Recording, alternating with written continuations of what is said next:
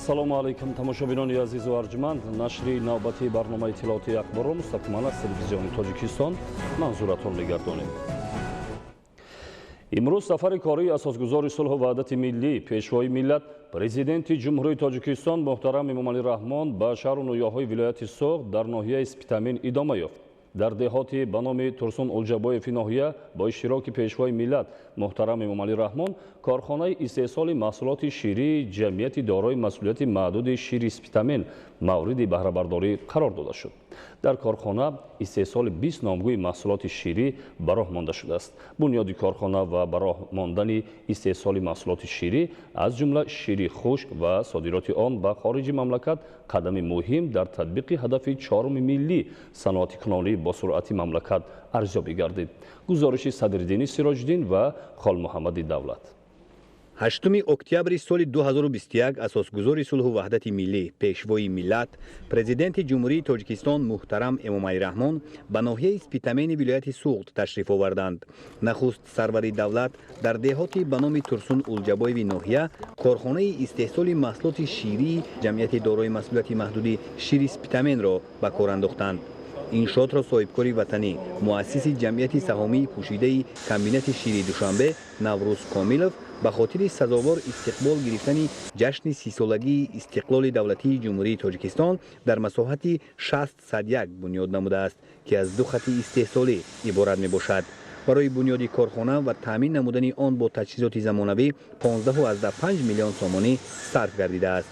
ҷамъияти саҳомии шакли пӯшидаи комбинати шири Душанбе иқдом гирифт, ки ба муносибати 30-солагии ҷашни истиқлолияти ҷумҳурии Тоҷикистон ва бо мақсади амалӣ гардондани ҳадафи 4-уми стратегӣ, яъне саноаткунонӣ бо суръати мамлакат, як корхона сохта ба истифода диҳад.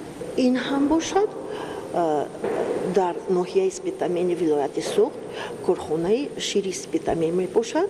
дар корхона истеҳсоли 20 номгӯи маҳсулот аз ҷумла шири хушки равғандор, беравған, зардоби панир, шири қиём кардашуда, сметана, қаймоқ, творог, равғани маска, ҷурғот, кефир, дуғ, чакка ва ғайра ба роҳ монда шудааст. ба президенти мамлакат пешвои миллат муҳтарам Эмомалӣ Раҳмон иттилоъ дода шуд, ки иқтидори корхона дар як шабонарӯз ба коркарди беш аз 20 тонна шири холис ва истеҳсоли 1 тонна шири хушк баробар мебошад. истеҳсоли шири хушк ки акнун дар ин корхона ба роҳ монда шуд, дар ҷумҳурӣ таҷрибаи нахустин мебошад. қаблан ин номгӯи маҳсулот аз хориҷи кишвар ворид карда мешуд. шири хушки дар ҷамъияти дорои масъулияти маҳдуди шири Спитамен истеҳсолшаванда рақобатпазир дар бозор буда ба содирот нигаронида шудааст. аз ин рӯ баробари дар дохили мамлакат ба фурӯш гузошта шудан ҳамчунин ба кишварҳои ҳамсоя содир карда мешавад. дар фасли тобистон истеҳсоли шири аҳолӣ хеле зиёд мешавад ва истеъмоли он албатта камтар мешавад. миқдори зиёди он талаф меёбад. барои ҳамин комбинат шири Душанбе тасмим гирифт, ки дар ноҳияи Спитамен аз аҳолӣ бо нархи хуб ширро харидорӣ намуда онро хушк намояд. шири хушк ин маводи табиӣ барои истеъмоли инсон буда бе иловаи ягон химикатҳо истеҳсол карда мешавад. бисёртар шири хушкро дар истеҳсоли қаннодӣ, яхмусбарорӣ ва ҳасиббарорӣ ва дигар истеҳсолотҳо истифода мебаранд. сарвари давлат муҳтарам Эмомалӣ Раҳмон бунёди корхона ва ба роҳ мондани истеҳсоли маҳсулоти ширӣ аз ҷумла шири хушк ва содироти он ба хориҷи мамлакатро як қадами пеш дар татбиқи ҳадафи 4-уми миллӣ саноатикунонӣ бо суръати кишвар ҳисобиданд. шири хушк бо тамғаи тоҷикӣ дар бастаҳои 1, 2, 3 ва 25 килограмм истеҳсол карда мешавад. шир ба корхона аз хоҷагиҳои чорводорӣ инчунин аҳолии ноҳия ҷамъоварӣ ва тавассути 6 мошини махсус ворид карда мешавад. барои маҳсулоти тайёр низ автомашинаҳои бо таҷҳизоти зарурӣ ҷиҳозонидашуда мавҷуд аст. таҷҳизоти васлу насб шуда навтарин буда истеҳсоли кишварҳои пешрафтаи ҷаҳон мебошад. бо мавриди баҳрабардорӣ қарор гирифтани ҷамъияти дорои масъулияти маҳдуди шири Спитамен ва фаъолияти он бо иқтидори пурра 73 сокини маҳал асосан занону духтарон бо ҷои кори доимӣ ва маоши аз 1500 то 2000 сомонӣ таъмин мегардад. امروز خورسندی ما را هر دو کانال زیرا با توجه دستگیری پرزیدنت جمهوری تاجیکستان محترم امامعلی رحمان از جانب صاحبکاران وطنی در محله استقامتی ما چنین کارخانه‌های نو و زمانه‌ای بنیاد گردید و ما با جای کاری دائمی تامین شدیم.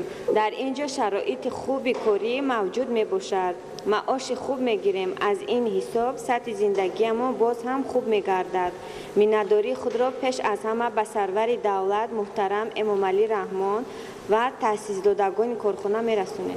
برای نگاه داشتن محصولات 3 سردخانه جوابگو به استاندارد معاصر با گنجایش بیش از 20 تن ساخته شده است. کارخانه دارای آزمایشگاهی مجهز با تجهیزات زمانوی بوده. شیر پیش از کار کرد از تشخیص پوره شیمیایی، فیزیکوی و میکروبیولوژی گذرانده می شود. در صورت تامین بودن بی‌خطری سپس به استحصالات روانه می گردد. صفت و بی‌خطری محصولات تیار نیز تا به فروش برآوردن در چند مرحله سنجیده می شود. در آزمایشگاه متخصصان کارآزموده و دارای تجربه غنی کار می کنند. باعث خوشحالی و سربلندی ما زنان و بانوان محلی است که امروز صاحب جای کار موافق و مساعد گردیدیم. من پس از ختم دانشگاه تکنولوژی تاجیکستان به زادگاهم برگشته اینک به جای کار دائمی تامین شدم.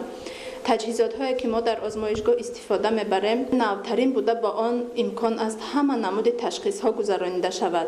ما شیر پر را تشخیص نموده به خطریش را وابسته از کسلی های از چاروا به آدم گذرانده به مانند بغم درد، سیل و غیره معین می‌سازیم.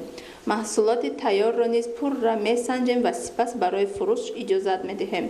در همین جا نمایشگاه محصولات شیری در کارخانه‌های زیرتابع جمعیت سهامی پوشیده کمبینات شیر دوشنبه استحصال شده تشکیل کرده شد. در نمایشگاه نامگوی زیادی محصولاتی از شیر طبیعی در کارخانه‌های کمبینات شیر دوشنبه، فابریکه شیر سعادت، شیر ظفرآباد و نوری سفری ناحیه مسجح که دارای صفت بلند میباشند به معرض گذاشته شد. پیشوای ملت محترم امامعلی رحمان تاکید نمودند که تأسیس یافتن باز یک کارخانه نوی استحصال محصولات شیری در ناحیه اسپیتامن نتیجه همکاری‌های سودمند دولت با بخش خصوصی و موجود بودن امکانات فراخ کار و فعالیت برای صاحبکاران میباشد.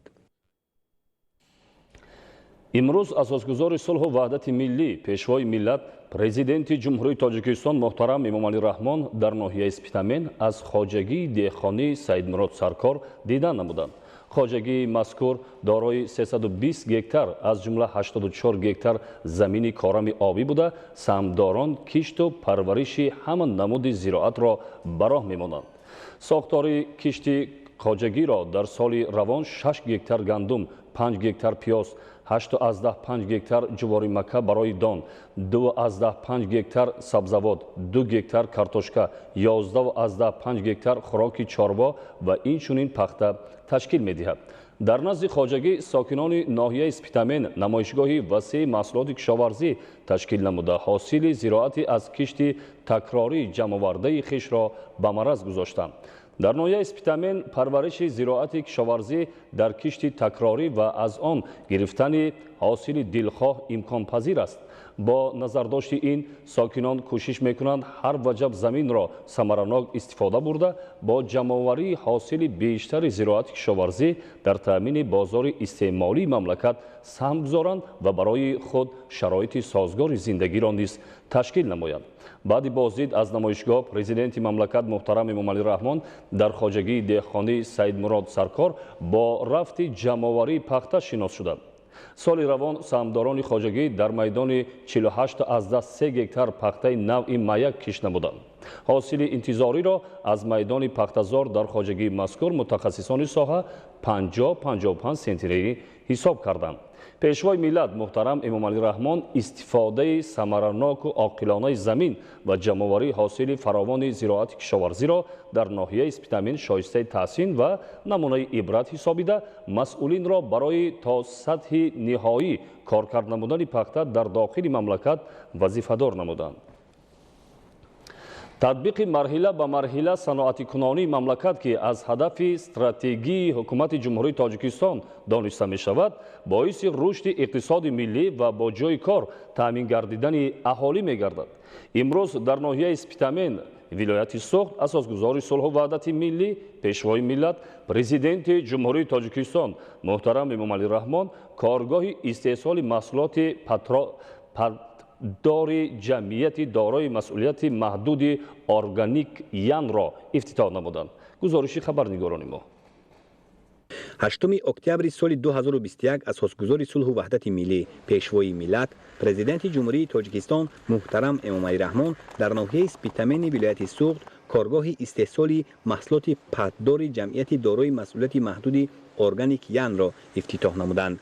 جمعیت دارای مسئولیت محدود ارگانیک یان سال 2018 از طرف صاحبکار وطنی دورانجان احمدوف در همکاری با شریکان رشد تأسیس داده شده سمت فعالیتش به تازه نمودن پخته و کارکرد نهایی آن نگرانیده شده است. کارگاه نو را در دهاتی به نام ترسون الجبایف در دایره نقشه چهاربینی‌های مقامات اجرایی حکومت دولتی ناحیه سپیتامین بخشیده به 30 سالگی استقلال دولتی در مساحت 2350 متر مربع بنیاد نمودند. در کارگاه 2 دستگاه رشته تیارکنی، 32 دستگاه بافندگی، 12 دستگاه دوزندگی و دستگاه‌های متاپاره‌کنی وصل و نصب کرده شده است. جمعیت دارای مسئولیت محدود ارگانیک یان دارای کارخانه پخته تازه‌کنی نیز میباشد و اشیای خام را از خواجگی‌های پخته‌کار ناحیه سپیتامین و اطراف آن خریداری نموده کارکرد می‌کند.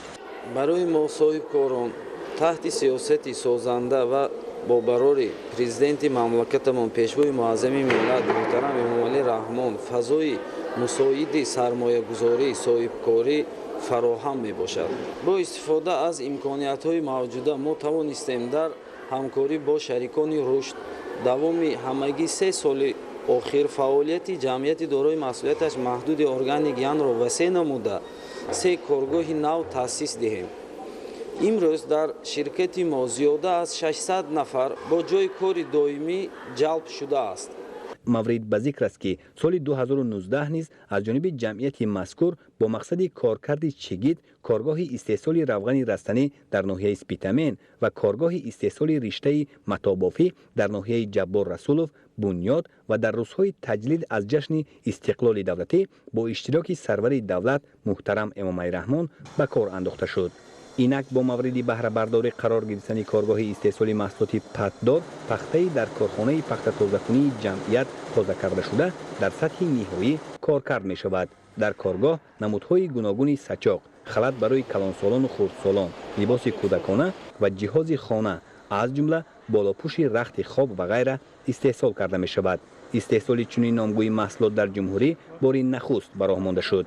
محصولاتی که ما امروز در این کارگاه نو استحصالش را براه ماندیم هنوز در جمهوری استحصال نشده است. ما کوشش میکنیم صفت نامگوی محصولات استحصال شونده را خوب نموده در کم گرداندن واردات آن از خارج کشور سهم گذاریم و هم صادرات آن را از بیرون از کشور براه مانیم.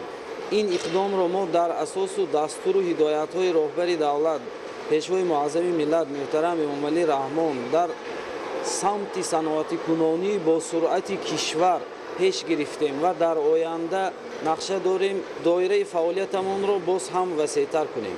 اقتدار استحصالی کارگاه در یک سال به 1500 تن محصولات تیار پختگی برابر می باشد.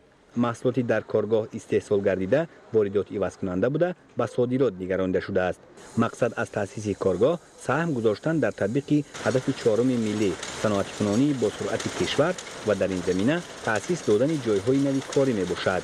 با مورد بهره برداری قرار گرفتن کارگاه استحصالی نو در جمعیت دارای مسئولیت محدود ارگانیک یان باز 300 نفر ساکن محلی با جای کار دائمی تامین شد.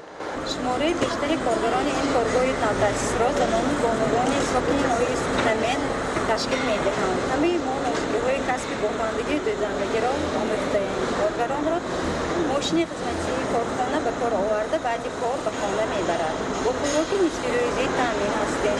معاشی که ما از این کارگاه می‌گیریم خوب است و از این حساب می‌توانیم برای خود شرایط سازگار زندگی را فراهم آوریم.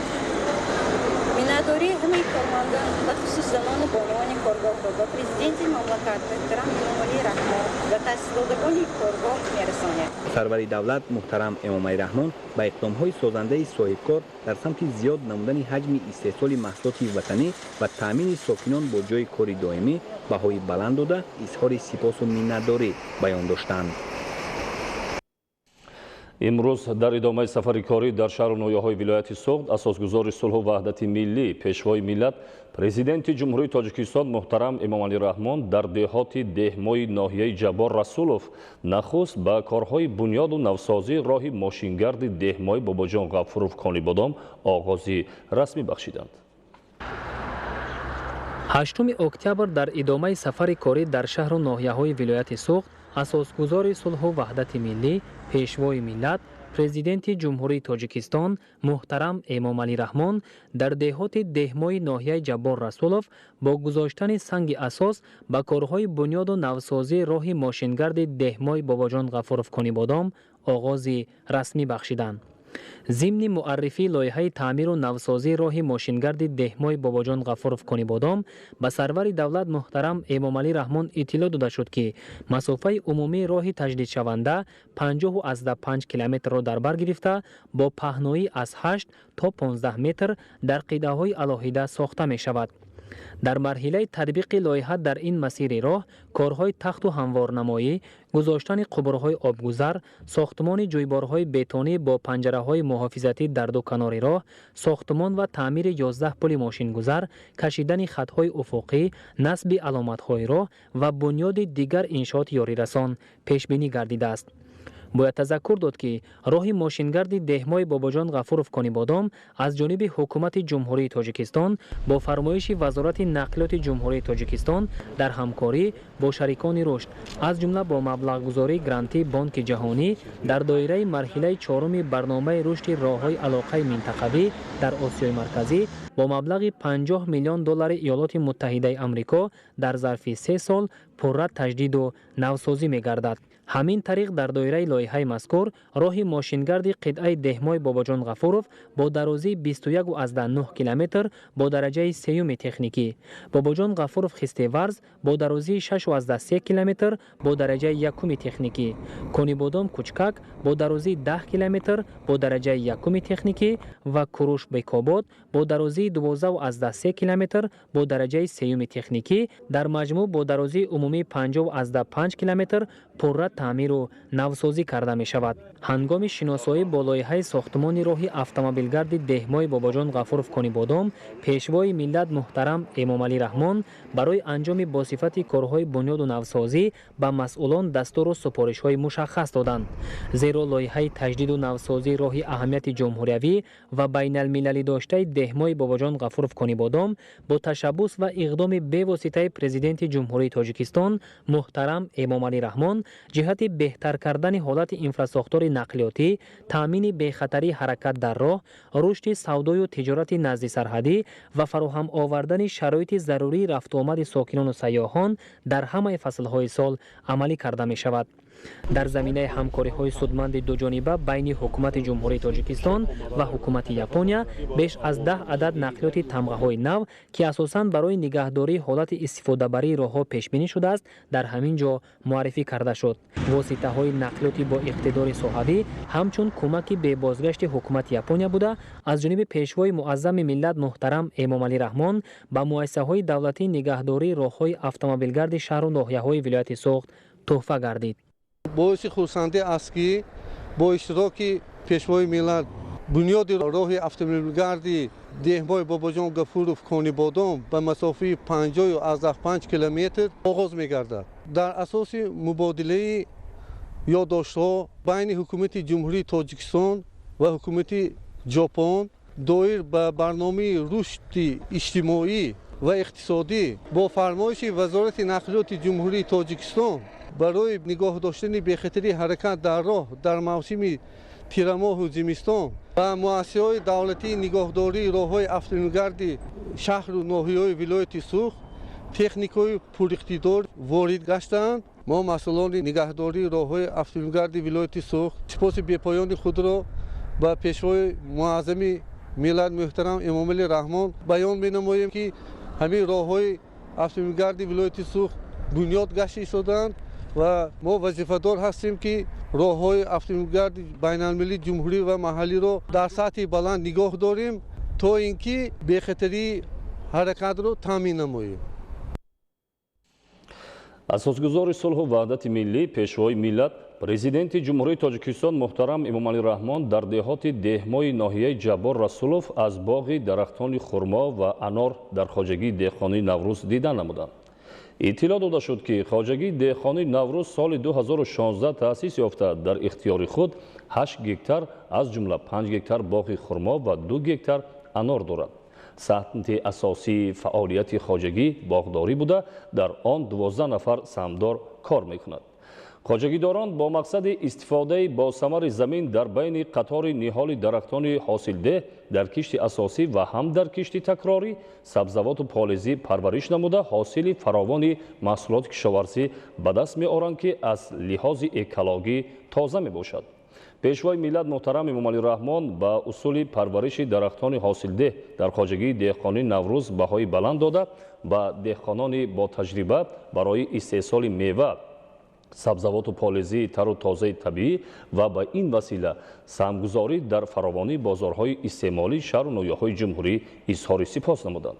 меваи хурмо ва анори ин хоҷагӣ асосан навъҳои маҳаллии серҳосил буда, боғдорон ҳамасола дар мавсими ҷамъоварии самараи меҳнат ба ҳисоби миёна аз ҳар гектар боғи хурмо 10 тонна ва аз ҳар гектар боғи анор бошад наздики 1 тонна ҳосил ба даст меоранд.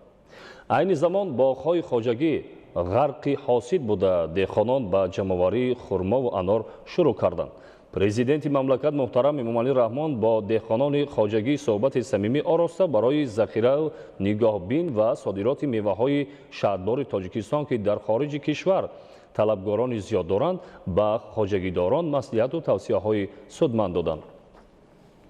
дар ҳамин ҷо аҳли заҳмати ноҳияи ҷаббор расулов маҳсулоти истеҳсолкардаи худро ба намоиш гузоштанд.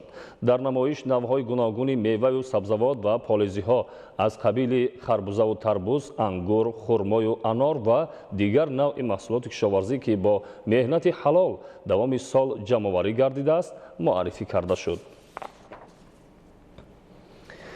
асосгузори сулҳу ваҳдати миллӣ, пешвои миллат, президенти ҷумҳурии тоҷикистон муҳтарам эмомалӣ раҳмон дар маҳаллаи 28-уми шаҳри Хуҷанд бинои нави муассисаи таълимии ғайридавлатии Мактаби Плотовро мавриди истифода қарор доданд. бинои нави муассисаи таълимии ғайридавлатии мазкур дар иртиборот ба ҷашни 30-солагии истиқлолияти давлатии ҷумҳурии тоҷикистон дар масоҳати 2980 метри мураббаъ барои зиёда аз 1200 нафар хонанда дар ду баст бо тарҳи муосир бунёд гардидааст. корҳои сохтмонӣ дар иншооти мазкур бо ҷалби зиёда аз 100 нафар коргарону мутахассисони ҷамъияти дорои масъулияти маҳдуди мубин бо сифати баланд ва ҷавобгӯи талаботи замони муосир анҷом дода шудааст. президенти мамлакат муҳтарам эмомалӣ раҳмон зимни шиносоӣ аз шароити таълимӣ дар синфхонаҳо бо хонандагон суҳбати озоду самимӣ карданд ва онҳоро ба омӯзиши ҳарчи бештари донишҳои замони муосир аз ҷумла фанҳои дақиқ, забонҳои хориҷӣ ва технологияи компютерӣ ҳидоят намуданд. дар сан ва атрофи бинои нави таълимии ғайридавлатии Мактаби Плотов дар баробари анҷоми корҳои кабудизоркуниву ободонӣ майдончаи варзишӣ, ки барои бозии футболу волейбол пешбинӣ гардидааст, сохта мавриди истифода қарор дода шудааст. айни замон дар ин муассисаи таълимии ғайридавлатӣ 676 нафар хонанда таҳсил намуда, ба онҳо 44 нафар омӯзгори соҳибтаҷриба таълиму тарбия медиҳанд. бо мақсади баландбардоштани сатҳу сифати таълим ва дониши хонандагон дар ин муассисаи таълимии ғайридавлатӣ гузаронидани дарсҳои ғайристандартӣ муштарак ва ҳамгиро ба роҳ монда шудааст, ки ин раванд натиҷаҳои босамар хоҳад дод.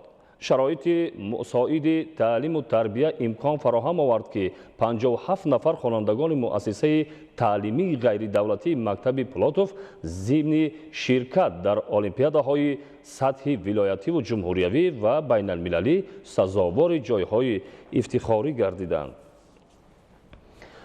асосгузори сулҳу ваҳдати миллӣ, пешвои миллат, президенти ҷумҳурии тоҷикистон муҳтарам эмомалӣ раҳмон дар маҳаллаи 34-уми шаҳри Хуҷанд бинои 7 ошиёнаи маъмурии прокуратураи вилояти Суғдро ифтитоҳ намуданд. کارهای ساختمانی در بینای مأموری پروکراتورای ولایت سوخت سال 2018 آغاز گردیده با صفت بلند و رعایت طلبات شهرسازی و معماری انجام داده شده است. در بینای اساسی پروکراتورای ولایت سوخت 111 حجره کاری، آثارخانه، کتابخانه، تالار ورزشی و اتاقهای تکنیکی موجود است که با تجهیزات ضروری تامین بوده برای کارمندان شرایط مساعد فعالیت فراهم می باشد. بینای دیگر انشاءات مذکور از تاخانه و 2 آشیانه عبارت بوده. در آشیانه یکم آشخانه برای 90 جای نشست و در آشیانه دوم مجلسگاه با 300 جای نشست جایگیر است. هنگام شناسایی با شرایط کاری در بینای مأموری پروکراتورای ولایت سوخت، پیشوای معظم ملت محترم امام علی رحمان با کارمندان آن ملاقات نمودند.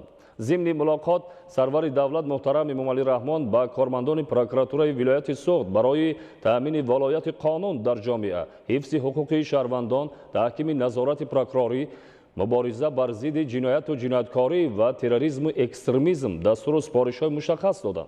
بینای مأموری پروکراتورای ولایت سوخت باشیده به جشن 30 سالگی استقلالیت دولتی جمهوری تاجیکستان بنیاد گردیده. در سن و اطراف آن با انجام تدبیرهای آبادانی، گل و بوته‌های آرایشی و نهال درختان همیشه سبز شنانیده شده است. در ادامه سفر کاری در ولایت سوخت، اساسگزار صلح و وحدت ملی، پیشوای ملت، پرزیدنت جمهوری تاجیکستان محترم امام علی رحمان در شهر خوجند با فعالیت نخستین مکتب بین المللی تیپ نو مکتب آکسفورد آغاز رسمی بخشیدند.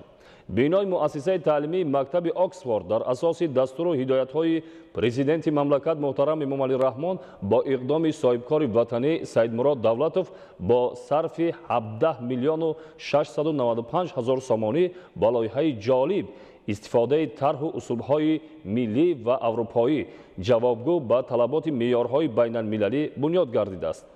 با سرور دولت محترم امام علی رحمان اطلاع دادند که بینای مؤسسه برای تأثیر 550 نفر خواننده، تعلیم و تربیه 50 نفر کودک سن تا مکتبی در یک بست پیش بینی گردیده است. انشاءات از 2 بینای 4 آشیانه، 36 صنفخانه‌های تعلیمی، صنفخانه و حجره‌های تعلیم و مشغولیت تا مکتبی، آزمایشگاه‌های فنی، تالاری بر هوای مجلسگاه، آشخانه با 200 جای نشست، حجره‌های کاری، نقطه طبی، کتابخانه و تالار خانش، تالار ورزشی پوشیده عبارت بوده با تجهیزات و لوازمات، عیانیت‌های مکتبی وطنی و خارجی دارای صفت و استانداردهای جهانی مجهز کرده شده است. پرزیدنت مملکت محترم امام علی رحمان با فعالیت مؤسسه و شرایط‌های فراهم آورده شده شناس شدند.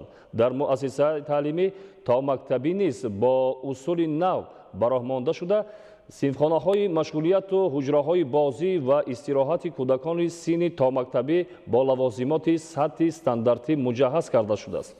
فعالیت مؤسسه طبق برنامه تعلیمی کمبریج بریتانیای کبیر براهمانده تعلیم با زبان‌های انگلیسی و روسی صورت می‌گیرد.